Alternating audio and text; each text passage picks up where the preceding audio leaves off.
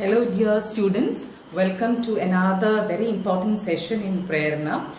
In this class we are going to study about a new topic, that is the scientific revolution which happened in the 17th century.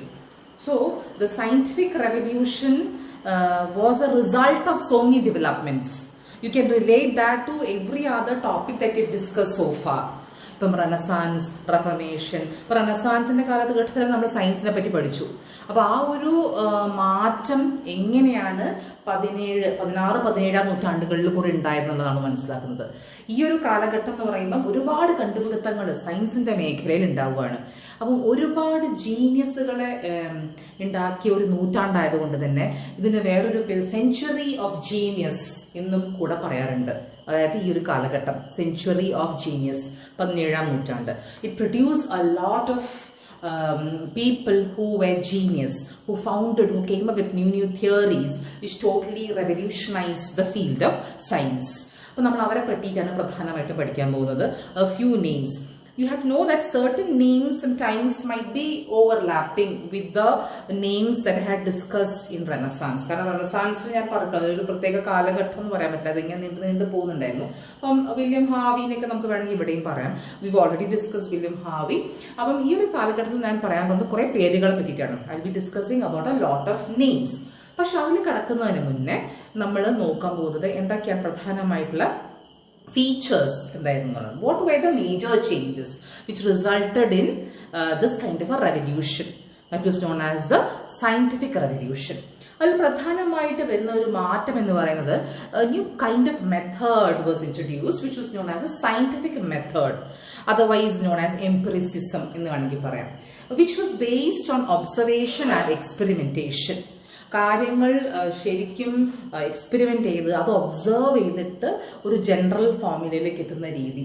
What is mainly done in the labs, that is what is known as experimentation and observation. ഇത്തരത്തിലുള്ള രീതിയാണ് scientific method എന്ന് പറയുന്നത്. It is very systematic in its process. അതാണ് scientific method. അപ്പം ഇത് എംപിറിസിസം എന്ന് വേണമെങ്കിൽ നമുക്ക് തന്നെ പറയാൻ പറ്റും. എംപിറിക്കൽ സ്റ്റഡി എന്ന് വേണമെങ്കിൽ പറയാൻ പറ്റും. You conduct experiments and on the basis of that you enter into conclusions. അപ്പം അത്തരത്തിലുള്ള ഒരു കാര്യമായിട്ടുള്ള ഒരു മാറ്റം ഈ ഒരു കാലഘട്ടത്തിലാണ്. ഫ്രാൻസിസ് ബേക്കൺ പോലുള്ള ആൾക്കാരുണ്ട്, അവരെ പറ്റിയിട്ടൊക്കെ നമ്മൾ വീണ്ടും പറയുന്നതായിരിക്കും.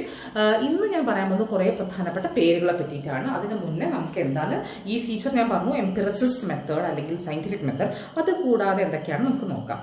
ഇത് കാലഘട്ടം എന്ന് പറയുന്നത് 17th സെഞ്ചുറി, 17ാം നൂറ്റാണ്ടാണ്, നേരത്തെ പറഞ്ഞ പോലെ തന്നെ. ഇനി സയൻസ് എന്ന് പറയുന്ന ഈ ഒരു കാലഘട്ടത്തിലെ തൊട്ട് മുമ്പ് it was called as natural philosophy. അതിനെ മാറിയിട്ട് യു കെൻ സി അത് ആ ഒരു ചിന്താഗതി മാറിയിട്ട് science became very systematic and organised and it became a widespread human activity. അതിനർത്ഥം എന്താ, എല്ലാവർക്കും തന്നെ താല്പര്യം ഉണ്ടായി സയൻസിനെ പറ്റി പഠിക്കാൻ. So many people who were interested in learning science. ഒരു സാധാരണ ഒരു ആള് അയാൾക്ക് പോലും സയന്റിഫിക് കാര്യങ്ങളിലേക്ക് താല്പര്യം ഉണ്ടായിട്ടുണ്ടെന്നുള്ളതാണ്.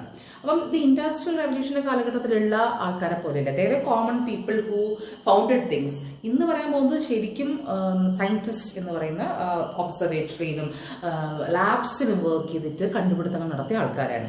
ഇനി ഈ ഒരു കാലഘട്ടത്തിൽ നമ്മുടെ വേറെ പ്രത്യേകത പറയുന്നത് lots of scientific academies were founded. ഒരുപാട് തരത്തിലുള്ള അക്കാഡമീസ് വെയർ ഫൗണ്ടഡ്. അവരുടെ പേരുകൾ ഞാൻ അടുത്ത സ്ലൈഡിൽ പറയുന്നതായിരിക്കും. സയന്റിഫിക് അക്കാഡമീസ്, റോയൽ സൊസൈറ്റി പോലെയുള്ള ഫോറംസ്. പിന്നെ അടുത്തെന്ന് പറയുന്നത് ഇന്റർനാഷണൽ സയന്റിഫിക് കമ്മ്യൂണിറ്റി റോസ്. യൂറോപ്പിൽ മാത്രമല്ല, അപ്പം അമേരിക്ക, ന്യൂ വേൾഡ്, മറ്റു പല ഭാഗങ്ങളിലും സയൻസ് ഡിസ്കസ് ചെയ്യാൻ താല്പര്യമുള്ള ആൾക്കാർ, ദേ became A community as such. അത് ഉണ്ടായി എന്നുള്ളതാണ്. പിന്നെ വേറെ അടുത്ത പോയിന്റ് എന്ന് പറയുന്നത് became fashionable among the aristocracy. അതായത് നല്ല പ്രതാപമൊക്കെ ഉള്ള കുടുംബത്തിലെ ആൾക്കാർക്ക് അതൊരു ഫാഷനായി മാറി. അതായത് ഒരു ലാബിലൊക്കെ പോയി ഇങ്ങനെ എക്സ്പെരിമെന്റ് നടത്തും. റോബർട്ട് ബോയിൽ എന്ന് പറയുന്ന ആൾ, for example, you must have heard about him, chemist ആണ് അദ്ദേഹം. He was an earl, he was born in a noble family. അപ്പം അങ്ങനെ ഒരുപാട് പേർക്ക് അതേപോലെ some people who dabbled in to പിന്നെ what you can call as labs to find things. അതായത് ആക്സിഡന്റലായിട്ട് ഓരോന്ന് ചെയ്ത് കൂട്ടുന്ന ആൾക്കാർ. അതല്ലാതെ they were people who made distinct contribution also in the period. that is those who belong to the aristocracy അല്ലെങ്കിൽ പ്രതാപവും കുടുംബ മഹിമയും കുലമഹിമയും ഉള്ള ആൾക്കാരാണല്ലോ aristocracy എന്ന് പറയുന്നത്. ഓക്കെ, അപ്പോൾ അതാണ് പ്രധാനമായിട്ട് ഫീച്ചേഴ്സ്. ഇനി നമുക്ക് പറയാൻ പോകുന്നത് I told you in the last slide about the academies which were established. What were these academies? These were clubs എന്ന് വേണമെങ്കിൽ നമുക്ക് സാധാരണ രീതിയിൽ പറയുന്നത് ക്ലബ്സ് എന്ന് വേണമെങ്കിൽ പറയാം. ഫ്രണ്ട്സ് ഒക്കെ ഒത്തുകൂടുകയാണ്. Those who were like minded people, ഒരേ താല്പര്യമുള്ള ആൾക്കാർ. They came together. ഇപ്പം ന്യൂട്ടൺ ആക്കുന്നുള്ള people like Newton who came together who discuss their findings. അപ്പോൾ അത് എതിർക്കുന്നവരുണ്ടാവും, സപ്പോർട്ട് ചെയ്യുന്നവരുണ്ടാവും, ദേ ഹു ഗേവ് സജഷൻസ്. അങ്ങനെ ഒരു എന്താണ് സയന്റിഫിക് ഫോറം എന്ന നിലയ്ക്ക് വന്ന പേരുകളാണ് ഇതൊക്കെ. Royal Society for Improving Natural Knowledge ഇംഗ്ലണ്ടിലാണ്. Academie des Sciences in France. Then പിന്നെ വേറെ ഇത് അമേരിക്കൻ ഫിലോസോഫിക്കൽ സൊസൈറ്റി, അത് ന്യൂ വേൾഡ് അല്ലെങ്കിൽ അമേരിക്കയിൽ ഉണ്ടായിട്ടുള്ള ഒരു സൊസൈറ്റിയാണ്. അപ്പം ഇവരൊക്കെ ചെയ്തതെന്ന് വെച്ചാൽ ദേ ഡിസ്കസ് മാത്രമല്ല they publish journals which had the findings. അപ്പോൾ ഇതെല്ലാവരും വായിക്കാൻ തുടങ്ങി. മാഗസിൻ പോലെ ജേർണൽസ് പോലെ കണ്ടുപിടുത്തങ്ങൾ. അത് ഇവരുടെ ഒരു പ്രധാനപ്പെട്ട കോൺട്രിബ്യൂഷൻ ആണ്. അപ്പോൾ അക്കാഡമീസിന്റെ പങ്കത. ഇനി കാര്യമായ മാറ്റങ്ങൾ ഉണ്ടാകുന്നത് രണ്ട് മേഖലയാണ്, എസ്ട്രോണമി ആൻഡ് ഫിസിക്സ്. ഫിസിക്സിൽ തന്നെ വളരെ പ്രത്യേകമായിട്ട് പറയുകയാണെങ്കിൽ മെക്കാനിക്സ് എന്നുള്ള ഒരു മേഖലയിലാണ് കാര്യമായ മാറ്റങ്ങൾ ഉണ്ടാകുന്നത്. ഇനി നമ്മൾ പറയാൻ പോകുന്നത് ആൾക്കാരുടെ പേരുകളാണ്. അപ്പൊ ഇവര് ആദ്യമായിട്ട് ഞാൻ പറയാൻ പോകുന്ന ആൾ ഇവാഞ്ചലിസ്റ്റ ടോറിസെല്ലിയാണ്. പക്ഷെ ഈ ടോറിസെല്ലി എന്ന് പറയുന്ന ആളും ഗലീലിയോന്റെ ശിഷ്യനാണ്. അപ്പം നമുക്ക് ഇവിടെ തന്നെ വീണ്ടും നമുക്ക് ഓർക്കാം കോപ്പർനിക്കസിനെ പറ്റിയിട്ടും ഗലീലിയോനെ പറ്റിയിട്ടും. Who question the who question the geocentric system. ഇത് എർത്ത് ആണ് എന്നുള്ള ആശയത്തിൽ, എർത്താണ് എല്ലാത്തിന്റെയും സെൻട്രൽ എന്നുള്ള ആശയമാണ് ജിയോസെൻട്രിക്. അതായിരുന്നു ചേർച്ച് ഫോളോ ചെയ്തിരുന്നത്. അപ്പൊ അത് ക്വസ്റ്റ്യൻ ചെയ്ത ആൾക്കാരാണ് കോപ്പർനിക്കസും ഗലീലിയോ. പക്ഷെ അവർക്കൊക്കെ നമുക്കറിയാം ഒരുപാട് പ്രശ്നങ്ങൾ from the church they had to face. So this person Torricelli was in fact disciple of Galileo. അപ്പൊ അദ്ദേഹം ചെയ്ത കാര്യങ്ങൾ ഈ ഗുരു ചെയ്തിട്ടുള്ള പഠനങ്ങളൊക്കെ വീണ്ടും പഠിക്കുകയാണ്. അങ്ങനെ അദ്ദേഹം ബാരോമീറ്റർ കണ്ടുപിടിക്കുകയാണ്. പിന്നെ അദ്ദേഹത്തിന്റെ പ്രധാനമായിട്ടുള്ള കോൺട്രിബ്യൂഷൻ എന്ന് പറഞ്ഞാൽ ജിയോമെട്രിയിലാണ്. ജിയോമെട്രിയിലുള്ള പല കോൺട്രിബ്യൂഷൻ അദ്ദേഹം നടത്തുകയുണ്ടായി.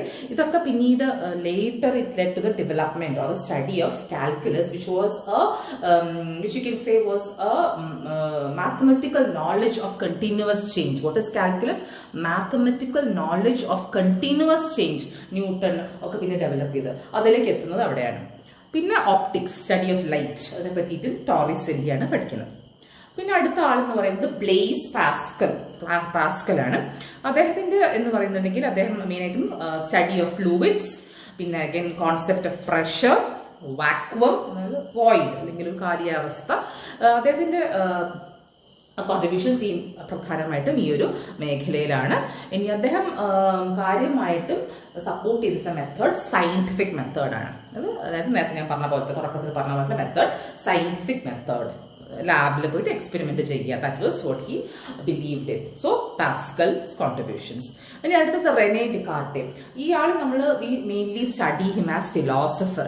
പക്ഷെ ഈ ഒരു സയൻസിൽ പറയുമ്പോഴും അദ്ദേഹത്തിന്റെ പേര് പറയണം. When we discuss philosophy separately definitely we have to discuss Cartesian philosophy. പക്ഷെ സയൻസ് പറയുമ്പോഴും വി ഹാവ് ടു ഡിസ്കസ് പ്രധാനമായിട്ടും ജിയോമെട്രി, അനാലിറ്റിക്കൽ ജിയോമെട്രി എന്ന് പറയുന്ന ഒരു മേഖലയിലാണ് അദ്ദേഹം കോൺട്രിബ്യൂട്ട് ചെയ്തത്. അപ്പം നിങ്ങൾക്ക് അറിയാം, ഗ്രാഫ് വരയ്ക്കുന്നവർക്കറിയാം എക്സ് ആക്സിസ് ഉണ്ട്, വൈ ആക്സിസ് ഉണ്ട്. അപ്പൊ അതിനൊരു പോയിന്റ് ഉണ്ടാവും. അപ്പൊ ആ ഒരു പോയിന്റ് എക്സിന്റെയും വൈന്റെയും കൂടി ചെയ്യുന്നൊരു പോയിന്റ്, അത് ഏതൊരു പ്ലെയിനിലും അങ്ങനെ തന്നെ തീരുമാനിക്കാം എന്ന് പറയുന്ന ഒരു കണ്ടുപിടുത്തം. That is what is known as Cartesian coordinate on the graph paper. നിങ്ങൾ സ്കൂളിൽ വരച്ചിട്ടുണ്ടാവും എക്സും വൈയും. അപ്പൊ അതിനൊരു കോമൺ ആയിട്ടുള്ളൊരു പോയിന്റ് ഉണ്ടാവും. ദാറ്റ് ഈസ് വാട്ട് ഇസ് ആ ഒരു തിയറി, ആ ഒരു കണ്ടുപിടുത്തത്തിനെയാണ് കാർട്ടീഷ്യൻ കോർഡിനേറ്റ്സ് എന്ന് പറയുന്നത് അദ്ദേഹം പറഞ്ഞിട്ടുള്ളത്. റെനെ ഡിക്കാർട്ടെ.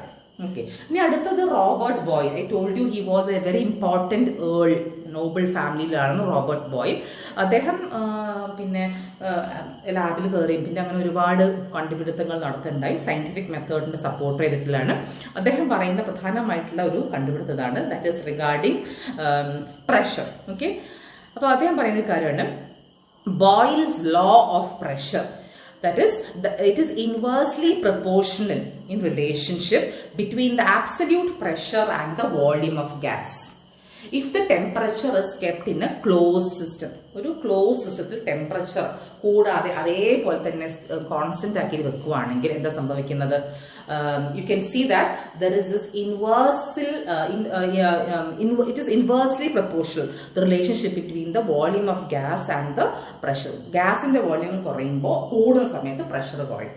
ഗ്യാസിന്റെ വോളിയം കൂടുമ്പോൾ പ്രഷർ കുറയുന്നു. അപ്പൊ അതെ, എന്താണ് ഇതിന്റെ condition? Temperature should be kept constant, കൂടാനും കുറയാനും പാടില്ല. അങ്ങനെ ഒരു അവസ്ഥയിലാണ് ഈ ഒരു ഫോർമുല അപ്ലൈ ചെയ്യുക. That is boils law of pressure. Okay, ഇനി അടുത്തത് ഏറ്റവും പ്രധാനമായിട്ടുള്ള ആളെന്ന് പറയുന്നത് ഐസക് ന്യൂട്ടൺ. ഇവരുടെയൊക്കെ കണ്ടുപിടുത്തങ്ങളാണ് ന്യൂട്ടനെ സഹായിക്കുന്നത്. ഇപ്പൊ ടോറിസ് ഇന്ത്യയിലും എല്ലാവരുടെയും കണ്ടുപിടുത്തങ്ങളാണ് നമ്മളുടെ Isaac Newton. Regarding the law of gravitation I'm not mentioning, നമുക്ക് എല്ലാവർക്കും ആപ്പിൾ വീണ കഥയൊക്കെ എല്ലാവർക്കും അറിയാലോ, അപ്പോൾ അതുകൊണ്ട് അതിലേക്ക് പോകുന്നില്ല. So he was a mathematician, a physicist, astronomer, theologian and author. And പിന്നെ അദ്ദേഹത്തിന്റെ ബുക്കിന്റെ പേര് നിങ്ങൾ ഓർക്കുക, പ്രിൻസിപ്പിയ എന്നാണ് ഷോർട്ടായിട്ട് പറയുന്നത്. പക്ഷെ അതെന്താണ്, എലാബറേറ്റ് ആയിട്ട് വായിച്ചോളൂ. Philosophy naturalist Principia mathematician. പറയുകയാണെങ്കിൽ mathematical principles of natural philosophy എന്നാണ്. 1687 ഇയർ ഓർക്കുക, 1687. So this particular work was a foundation of mechanics, classical mechanics. പിന്നെ അദ്ദേഹത്തിന്റെ പ്രധാനമായിട്ടുള്ള contribution was a field of other than gravity, it was in the field of optics, that is study of light.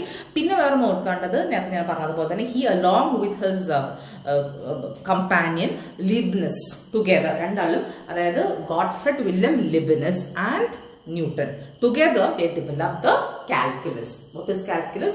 The mathematical knowledge which says about continuous change, that is calculus. Leibniz and Newton. അടുത്ത ആള് ലിനിയസ് ആണ്. അദ്ദേഹം ഒരു എന്താ പറയുക naturalist, അതായത് പ്ലാന്റ്സിനെ പറ്റി, ചെടികളെ പറ്റിയിട്ടൊക്കെ പഠിച്ചു. അപ്പൊ അദ്ദേഹം ചെയ്തിട്ടുള്ള കാര്യം classification of plants and also animals like what we see today. അപ്പൊ അതിന് കാറ്റഗറി ആക്കുക, ടാക്സോണമി, പ്ലാന്റ്സിനെ പറ്റിയിട്ട് അത് ഏതൊക്കെയാണ്, ഏതൊക്കെ പ്ലാന്റ് ആണ്, ഏത് സെക്ഷൻ, ഏത് വിഭാഗം എന്നൊക്കെ പറഞ്ഞിട്ട് അതിനെ തരംതിരിച്ച് ഇപ്പോഴും പലരും ബൊട്ടാനിസ്റ്റ് കാര്യമായിട്ട് ഫോളോ ചെയ്യുന്ന ഒന്നാണ് ഇദ്ദേഹത്തിന്റെ രീതി, ലിനിയസ്. That is the classification of plants, that is biological taxonomy. Taxonomy എന്ന് പറഞ്ഞാൽ വേറെ വേറെ സെക്ഷൻ കാറ്റഗറൈസ് ചെയ്യാന്നുള്ള മീൻ. പിന്നെ ലപ്ലേസിന്റെ മുഴുവൻ പേര് മാർക്വിസ് എന്ന് പറയുന്ന അദ്ദേഹം ഒരു ലോർഡ് ആയതുകൊണ്ടാണ് പിയറെ സൈമൺ ലപ്ലേസ്. അദ്ദേഹം ഒരു ഫ്രഞ്ചുകാരനാണ്, ഫ്രഞ്ച് സ്കോളറാണ്. Contributed to mathematics, statistics, physics, astronomy, philosophy. അദ്ദേഹം ഒരു ബുക്ക് എഴുതിയിട്ടുണ്ട്, 5 വോള്യൂമിലെ സിലസ്റ്റിയൽ മെക്കാനിക്സ് ആണ്. എന്താണ് ബുക്കിന്റെ പേര്? സിലസ്റ്റിയൽ മെക്കാനിക്, അല്ലെങ്കിൽ മെക്കാനിക് സിലസ്റ്റെ എന്നുള്ള പേരുള്ള. ഇനി ജോസഫ് ബ്ലാക്ക്, അദ്ദേഹം സ്കോട്ട്ലൻഡുകാരനാണ്, ഫിസിസിസ്റ്റ് ആൻഡ് കെമിസ്റ്റ്.